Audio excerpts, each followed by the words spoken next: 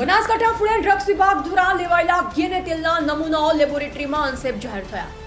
જવાબદાર પેઢીઓ સામે food safety and standard act 2006 હેઠળ કાયદેસરની કાર્યવાહી હાથ ધરાઈ।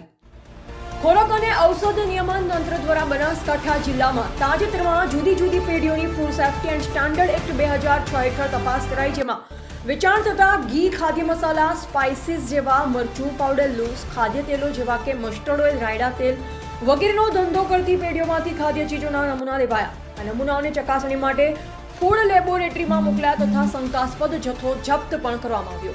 લેબોરેટરી દ્વારા ચકાસણી કરાતા food safety and standard act 2006 કાયદાની ધોરણ મુજબના જોવા મળેલ નથી। સબસ્ટાન્ડર્ડ અને અનસેફ જાહેર થયેલ નમૂનાઓ સંદર્ભે જવાબદારો સામે food safety and standard act 2006 કાયદા હેઠળ કાયદેસરની કાર્યવાહી હાથ ધરાઈ છે।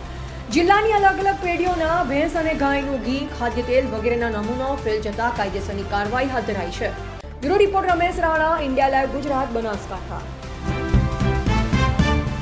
શિક્ષણ મંત્રી શ્રી કુબેરભાઈ ડિંડોરે અંબાજી ખાતેથી ક્રિકેટ ટુર્નામેન્ટ સિઝન 7નો કરાવ્યો શુભારંભ। પાલનપુર ખાતે ધારાસભ્ય શ્રી નિકેતભાઈ ઠાકરના અધ્યક્ષસ્થાને જિલ્લા કક્ષાનો રોજગાર ભરતી મેળો યોજાયો। રોજગાર ભરતી મેળામાં કુલ 22 નોકરીદાતાઓની ઉપસ્થિતિમાં 583 ઉમેદવારોને નોકરીની મળી ઓફર।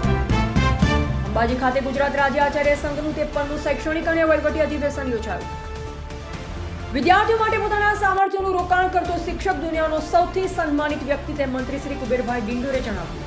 વડાપ્રધાન શ્રી નરેન્દ્રભાઈ મોદીએ શરૂ કરાયેલ સ્ટુડન્ટ સ્ટાર્ટઅપ ઇનોવેશન પોલિસી થકી વિદ્યાર્થીઓની ક્ષમતાઓને ઓળખ મળી તેમ મંત્રી શ્રી કુબેરભાઈ ડિંડોરે જણાવ્યું છે।